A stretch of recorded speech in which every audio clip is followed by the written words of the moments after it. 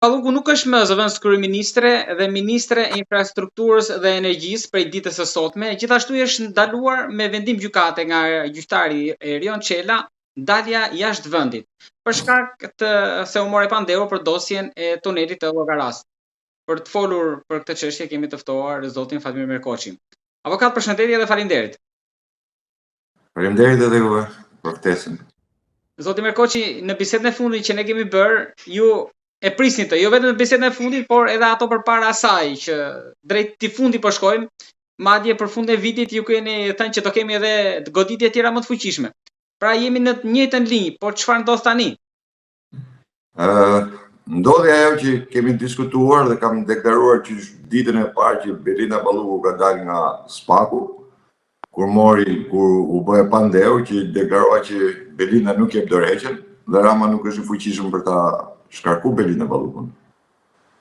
Dhe ju pata thënë që shkoi direkt tek Arben Rakipi, e mbaj mend fjalinë e parë që keni thënë pasi doli nga Spaku.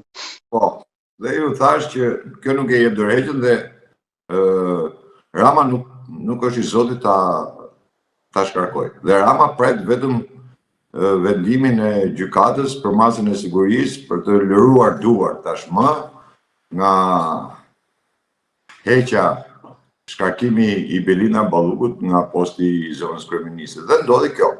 Pra, Rama nëse do të ishte një kryeministër i përgjegjshëm, do të kisha bërë vetë shkarkimin e saj, por tash janë persona të tjerë të cilët nuk e lejojnë Ramën ta bënte veprimin për të shkarkuar Belinda Ballukun. Kështu që patatën e nxori me duart e gjyqtarit. Patjetër, e nxori Rama këtë priste, domethënë që ta merrte, unë ju pata thënë që Rama pret vetëm vendimin e gjykatës se çfarë masë sigurie do marrin.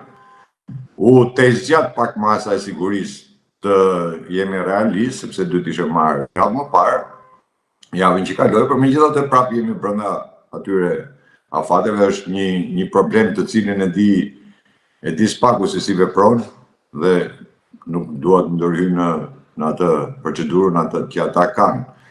Por lëvizjet e fundit të Belinda Ballukut ishin, unë në një vend tjetër kam diskutuar dhe kam thënë që janë tepër misterioze lëvizjet që po bën Belinda. E keni fjalën për vizitën e fundit që është folur që ka qenë në Amerikë? Po, vizitën e fundit që ishte në Amerikë, unë e botova momentin e parë kur ajo iku, po askush në mediat si duket nuk e di pse, po janë shumë të trembur ka shi Belindës, edhe mediat janë të trembur ka shi Belindës, se përmendin vetëm tuneli dhe nuk përmendin asgjë tjetër. Dhe vajti në Amerikë nuk e thanë fare, nuk e... Po sigur folë që mund të ishte çështje familjare, apo? Jo, unë e deklarova që ishte çështje familjare.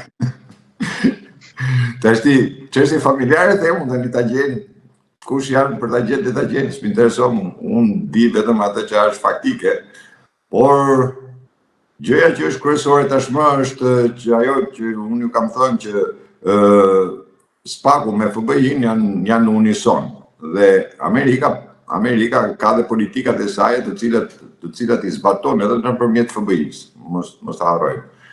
Dhe deklarata që unë kam bërë ka qenë që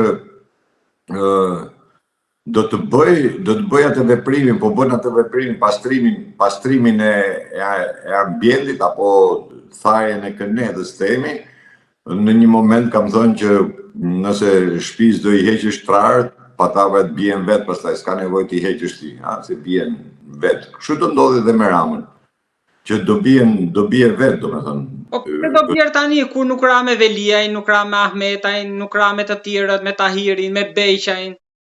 Po, Rama ka në dasmën që i bëri Alex Sorosi, se gjërat janë të lidhura, dëgjoj, nuk merren gjërat siç i marrin këta ditore. Politika nuk është ditore, politika është lineare.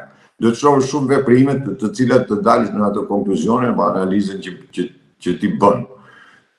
Rama ka qenë i bllokuar gjithë kohën për sa i përket takimit me Trumpin apo me administratën e Trumpit. Një nga njerëzit që unë e kam deklaruar, kam thënë një nga pengesat më të mëdha të Ramës, ku nuk e pengon dot, nuk e çan dot, është Suzi, që është krau djathi i Trumpit. Suzi është një nga Po, shefja e kabinetit, po ajo është domethënë më e besuar, sidomos pas vrasjes së Kirkut, domethënë ai ka ngelur njeriu më i besuar. Mirë, po kjo ka qenë qysh në fillim, Susi ka qenë qysh në fillim, ka qenë personi i cili i ka treguar agjendën dhe është njeriu më antikomunist, flasim në Partinë Republikane. Është shumë e prerë për sa i përket kësaj pike. Person që ka vuajtur vetë atë periudhë, kështu që ajo e ndjen më tepër se gjithkush.